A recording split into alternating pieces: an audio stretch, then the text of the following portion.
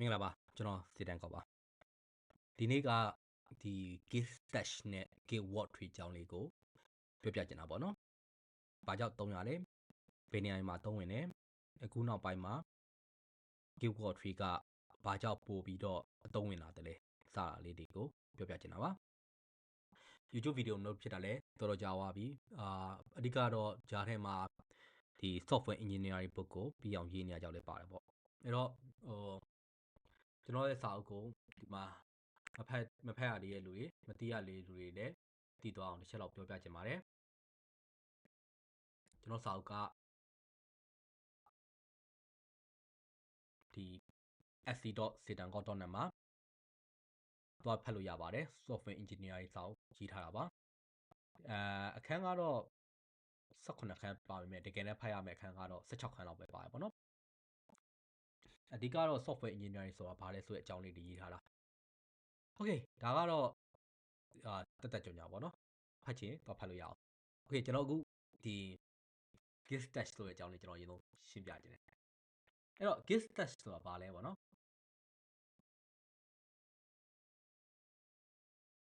ဒီ git stash ကိုသုံးဖို့တဲ့လူလည်းရှိမယ်မကြောက်ဘူးတဲ့လူလည်းရှိမှာပေါ့နော်ဒါပေမဲ့တော်တော်များများကတော့ဒီ git stash ကိုအသုံးပြုကြတယ်ဘယ်လိုမျိုးလဲဆိုတော့ကျွန်တော်တို့တွေကလက်ရှိ main branch မှာရှိနေရပေါ့နော် main branch မှာအလုပ်လုပ်နေတာကနေပြီးတော့ကျွန်တော်တို့တွေကဒီ feature အောက်ကကျွန်တော်တို့ product ဆိုတဲ့ feature branch တစ်ခုမှာပြတ်တာတက်တယ် okay ဒီ branch ကပြတ်တာတက်နေပြီငါတို့ main branch မှာကကျွန်တော်တို့လက်ရှိမှာကကျွန်တော်တို့တွေက deploy လုပ်နေတော့မယ် code တွေကရှိနေတော့မယ်ဒါပေမဲ့ကျွန်တော်တို့က commit လုပ်လို့မရအောင်ဘာကြောင့်လဲဆိုတော့ deployment ကမပြီးသေးဘူးဒီအချိန်မှာကျွန်တော်တို့ကတခြား branch တစ်ခုကိုပြောင်းပြီးတော့ batch fix လုပ်ကြမယ်အဲ့ဒီလိုအချိန်မှာကျွန်တော်တို့က2နည်းရှိတယ်2နည်းမကရှိရပေါ့နော်အဲ့လိုအချိန်မှာပုံမှန်အဖြစ်ကျွန်တော်တို့က git stash ကိုသုံးပြီးတော့ဖြည့်ရှင်းကြတယ်နောက်တခြားတစ်နည်းကတော့တခြား package နေရာမှာတွားပြီးတော့ check out လုပ်လိုက်ရုံပဲ check out လုပ်လိုက်တဲ့ခါမှာဆိုရင်ဒါအရန်ကြာတယ်ဆိုတာဘာလဲဆိုတော့တခါကျရင်ကျွန်တော်တို့ branch ကဒီ branch တွေအများကြီးဖြစ်နေတဲ့ git ထဲမှာနောက်ပြီး git ရဲ့ history ကအရန်ကြာနေပြီ10နှစ်လောက်ရှိနေတဲ့ git တွေဒါမှမဟုတ်9နှစ်လောက်ရှိနေတဲ့ git history ဆိုအရန်ကြာတဲ့အခါမှာ git boot လုပ်တဲ့အခါမှာ git clone လုပ်တဲ့အခါမှာတော်တော်လေးအချိန်ပေးရတယ်အဲ့လိုမျိုးဟာဒီမှာဆိုရင်ကျွန်တော်တို့ကဒီအစအဆုံးဆွဲမနေတော့ဘဲနဲ့ကျွန်တော်တို့တွေကဒီ git stash နဲ့ကျွန်တော်သုံးကြတာများတယ်ဘယ်လိုမျိုးလဲဆိုတော့လက်ရှိရှိနေတဲ့ code တွေအကုန်လုံးကိုကျွန်တော်တို့ကဘယ်ထဲကိုသွားထည့်လိုက်လဲဆိုတော့ stash ထဲကိုသွားထည့်လိုက်တယ်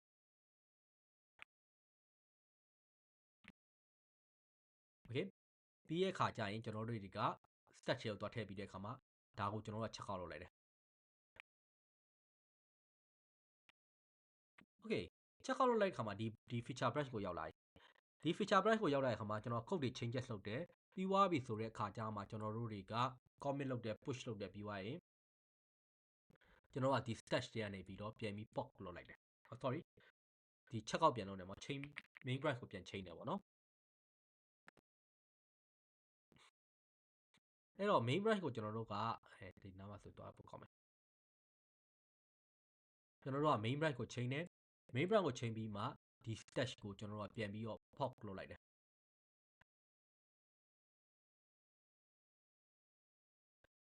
အဲ့တော့ကျွန်တော်တို့က main branch ကမူလ state အတိုင်းအဲ့ဒီအချိန်မှာပြန်ရောက်သွားတယ်ကျွန်တော်တို့ရေးလက်သား code တွေနေရာကိုပြန်ရောက်သွားတယ် okay ဒါကမြင်အောင်ပြောပြတာကျွန်တော်တို့အခုတစ်ချက်တော့ကြည့်ကြည့်အောင်ဒီမှာတော့ကျွန်တော်ဘာ file မှမရှိသေးဘူးကျွန်တော် file တစ် file ရေးတော့စောက်လိုက်မယ်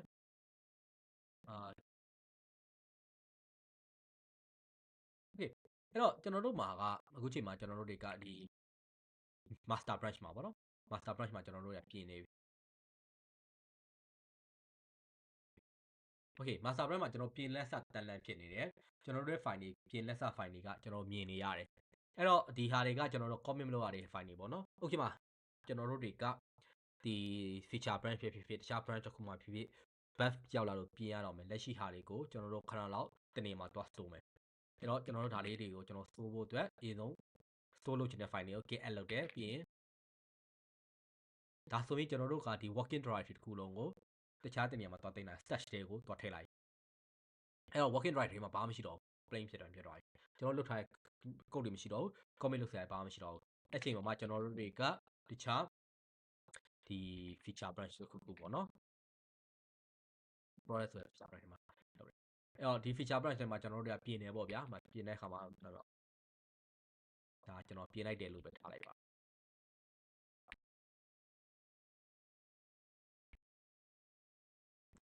โอเคဒါကျွန်တော်တို့ကပြင်လို့ပြီးသွားတဲ့အခါမှာကျွန်တော်တို့က commit တွေလုပ်တယ်ပြီးရင် push တွေလုပ်တယ်ပေါ့ဒါမှမဟုတ်ပုံမှန်လုပ်နေကြတိုင်းပဲโอเคဒါအကုန်လုံးပြီးသွားပြီ commit တွေလုပ်ပြီးသွားတဲ့အခါကျရင်ကျွန်တော်တို့တွေကဒီ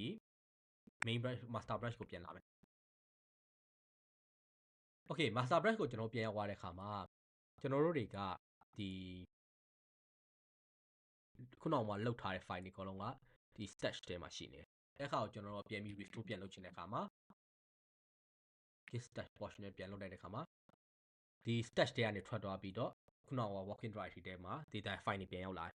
ဒါကခုနကကျွန်တော်ပြောသွားတဲ့အတိုင်းပဲပေါ့နော်ဒီမှာကျွန်တော်တို့က git stash ကိုသုံးတဲ့အခါမှာကျွန်တော်သတိထားဖို့လိုတယ်ဥပမာကျွန်တော်တို့ကဒီ main ကို check out မလုပ်ဘဲနဲ့မေ့သွားပြီးတော့တခါတည်းတန်းပြီး stash ကိုတာ port လုပ်ခဲ့လိုက်ရင်ဒီ stash ရဲ့ port data တွေကဘယ်ကိုရောက်လာမလဲဆိုတော့ဒီ feature branch တွေရောက်သွားမှာ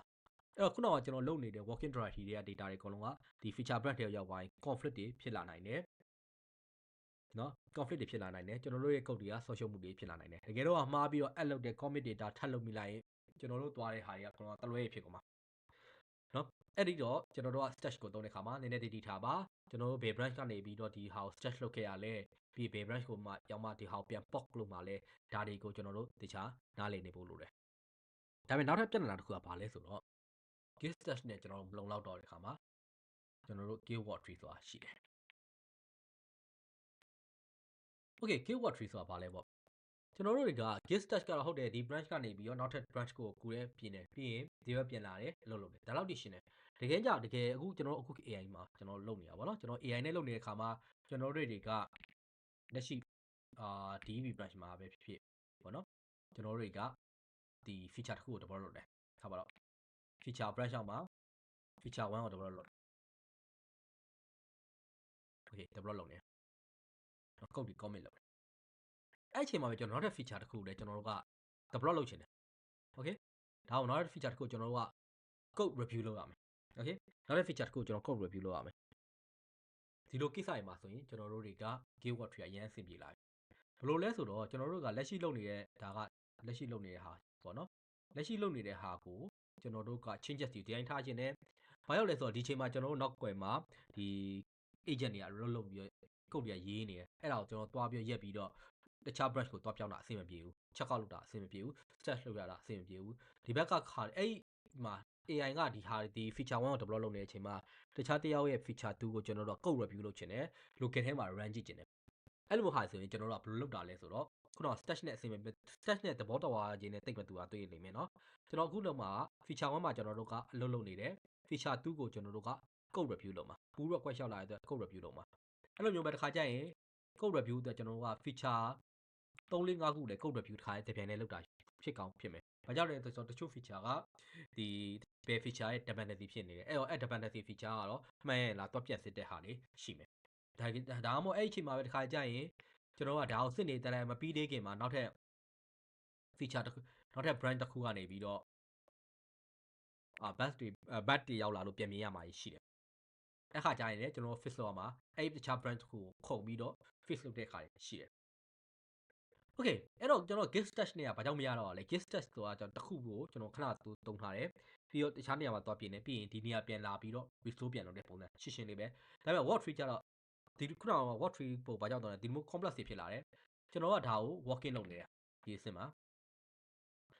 feature 2ကိုကျွန်တော်ဘာလုပ်မလဲဆိုတော့ code review လုပ်မယ် okay code review လုပ်မယ်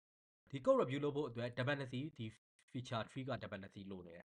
ဒီ feature 3ကိုကျွန်တော်တို့ကနားလည်ထားမှဒီ feature 2ကို code review လုပ်လို့ရမယ် okay အဲ့တော့ဒီ feature ဟိုဟာလည်းကျွန်တော်တွားပြီးတော့ဘာလုပ်ထားရလဲဘာကြောင့်ဒါက dependency ဖြစ်နေလဲဆိုတော့တွားဖတ်ဖို့လိုတယ် okay အဲ့အချိန်မှာတခြား major bug တစ်ခုရောက်လာတယ်ကျွန်တော်ခုနကတော့ကျွန်တော်ဒီ stash နဲ့ကျွန်တော်တို့က play around လုပ်လို့မရတဲ့အခါမှာကျွန်တော်တို့ word tree ကိုကျွန်တော်တုံတယ် okay အရင်တော့ကျွန်တော်တို့ word tree ကိုမသိခင်ကကျွန်တော်ဘာလုပ်တယ်ဆိုတော့ okay ဒီဥစ္စာကိုကျွန်တော်တို့က git clone လုပ်လိုက်တယ်ဒါကို folder တစ်ခုမှထားလိုက်တယ် git clone ဒါတစ်ခု folder တစ်ခုဒါကိုလည်းနောက်ထပ် folder တစ်ခုမှ git clone လုပ်ထားတယ်ဒါလည်းနောက်ထပ် folder တစ်ခုမှ git clone လုပ်ထားတယ် အဲ့တော့ကျွန်တော်က git တွေကဘယ်နှခုရှိတယ်လဲဆိုတော့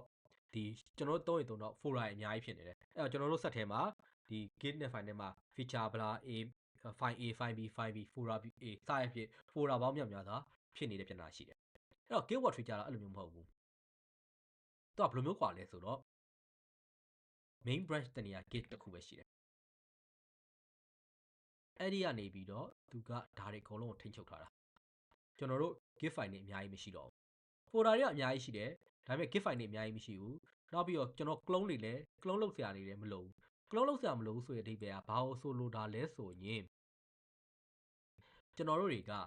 ထားပါတော့ဒီ3နှစ်4နှစ်5နှစ်လောက်ကြာနေတဲ့ file မှာဆိုတော့ git history အများကြီးပါတယ်အဲ့တော့ဒီ git history အကုန်လုံးကိုကျွန်တော် clone လုပ်တိုင်းပြန်ဆွဲချနေရအဲ့တော့ site ကြီးအကြီးကြီးဖြစ်နေတယ်ပေါ့နော်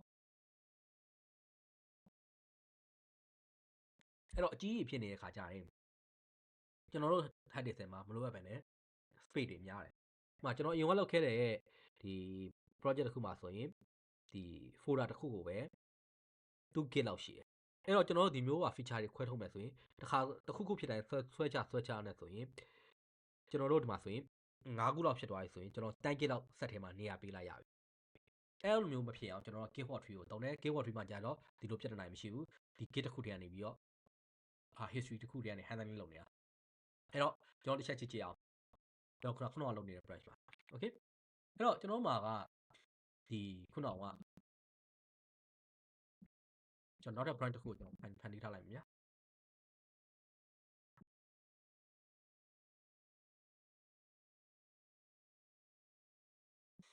okay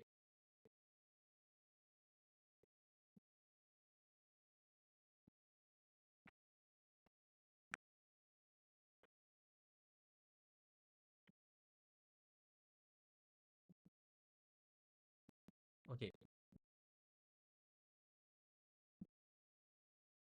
အဲ့တော့ကျွန်တော်မှာက branch ကကျွန်တော်တို့မှာလက်ရှိမှာ3ခုရှိတယ်အဲ့တော့ကျွန်တော်တို့ဒီ3ခုရှိနေတဲ့ခါကျရင်ကျွန်တော်တို့တွေကဒီ3ခုစလုံးကိုလက်ရှိမှာကျွန်တော်လုပ်နေတဲ့လမ်းကနေကျွန်တော် pull request ကိုကျွန်တော်တွားကြည့်ကျင်တယ်တွားကြည့်ကျင်တဲ့ခါကျရင်ကျွန်တော်တို့က git word tree add okay git word tree add ဆိုပြီးတော့ကျွန်တော်တို့တွားကျင်တဲ့ folder ကျွန်တော်အပြင်ဘက်က folder ကိုကျွန်တော်တွားပြီးတော့ပေးထားလိုက်မယ်အဲ့တော့ sample major pub okay ဘယ် feature ကိုတွားထည့်မှာလဲဘယ် branch ကိုသုံးမှာလဲဒါဆိုရင်ကျွန်တော်ဒီအောက်မှာ master branch ရှိရယ်ဒီဟာကကျွန်တော်တို့ဒီဟာအတွက်ဒီ branch အတွက်ဖြစ်နေပြီเนาะကျွန်တော် file folder ဒီ folder ပါဆိုရင်ကျွန်တော်တို့တွေကဒါအတွက်ဖြစ်နေဒီ branch ရဲ့ဟာဖြစ်နေအဲ့တော့နောက်ထပ် branch တစ်ခုကိုလည်းကျွန်တော်တို့က folder ခွဲခြင်းနဲ့ဆိုရင်ဒီ feature project ဆိုတဲ့ဟာကိုလည်း word tree မှာဒါဆိုကြည့်လို့ရတယ်ဒါကလည်းရှိနေတဲ့ branch ပါကျွန်တော်ဒါ word tree ရှိနေတဲ့ branch ပါဒါကကျွန်တော်မတုံးထားတဲ့ branch အဲ့တော့ကျွန်တော်ကနောက်ထပ်တစ်ခုထပ်ထည့်မယ်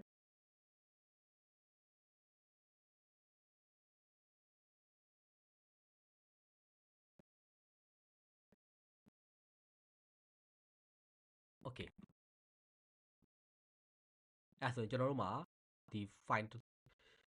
branch 3ခုအတွက်ကျွန်တော်တို့ folder 3ခုမှာကျွန်တော်တို့အလုပ်လုပ်နေတာတွေ့ရပါလိမ့်မယ်အဲ့တော့ကျွန်တော်ကဒီစာကြည့်တယ်လိုတယ်ပြင်တယ်အကုန်လုံးပြီးသွားပြီ okay အကုန်လုံးပြီးသွားပြီဆိုရင်ကျွန်တော် git worktree ကျွန်တော်ပြန်ဖြတ်လိုက်လို့ရပြီ okay ဘယ် folder ကိုဖြတ်မှာလဲဆိုတော့ simple product ကိုကျွန်တော်ဖြတ်မယ် okay ဒါဆိုရင်ကျွန်တော် git worktree ကျွန်တော်ဖြတ်လိုက်ပြီးရပြီအဲ့ဆိုရင်ကျွန်တော်တို့ခုနက folder ရှိမရှိ folder file တွေကိုရှိမရှိကျွန်တော်တစ်ချက်သွားကြည့်အောင်နော်ဒါအထိမရှိတော့တွေ့ရလိမ့်မယ်တစ်ခါပြတ်သွားတယ်နော်ဒါဆိုရင်ဒီဟာကိုလည်းကျွန်တော်တစ်ချက်ကြည့်ရအောင်ဒီမှာကျွန်တော်ပြင်နေပြည့်တယ်ဒီမှာ push တွေလုပ်လို့ရတယ်ပုံမှန် git report တစ်ခုလိုမျိုးအကုန်လုပ်လို့ရတယ် add လုပ်လို့ရတယ် pull လုပ်လို့ရတယ် push လုပ်လို့ရတယ် okay ပြီးသွားပြီဆိုတဲ့အခါမှာဒီဟာကိုကျွန်တော်တို့ကမလို့ကျွန်တော်အသုံးဝင်တော့ဘူးဆိုတဲ့အခါကျရင်ကျွန်တော်တို့ကပြန်ပြီးဖြတ်လိုက်ရုံပဲအဲ့တော့ဘာလဲဆိုတော့တက် okay ဒါဆိုရင်လက်ရှိ branch တစ်ခုပဲရှိတော့တယ်ဒါကကျွန်တော်အသုံးဝင်ပါတယ်ဥပမာကျွန်တော်နောက်ပိုင်းမှာ AI အနေနဲ့လုပ်တဲ့အခါမှာဆိုရင်ကျွန်တော်တို့တွေကဒီ feature နှစ်ခုတစ်ပြိုင်တည်း develop လုပ်တယ်အခါကျရင်ကျွန်တော်တို့ကဒီ git worktree ကိုသုံးထားပြီးတော့ ဒီအလုပ်လုပ်တယ်ပေါ့နော်အဲ့ဒါဆိုရင်တနည်းအားဖြင့်ပြောတယ်ခုနပြောရင်ကျွန်တော်ဒီ docket folder တစ်ခုထဲကနေပြီးတော့ဒီ branch တွေအကုန်လုံးတွေအကုန်လုံးထိပြီးအလုပ်လုပ်နေတာဖြစ်တဲ့အတွက်ကြောင့်ဒီ docket folder ရအကြီးဖြစ်မနေတော့ဘူးတနေရာထဲမှာ central ကနေပြီးတော့သွားပြီးအလုပ်လုပ်လို့ရတယ်ဟုတ်ကဲ့နားလည်မယ်လို့ထင်ပါတယ်တကယ်လို့နားမလည်တာ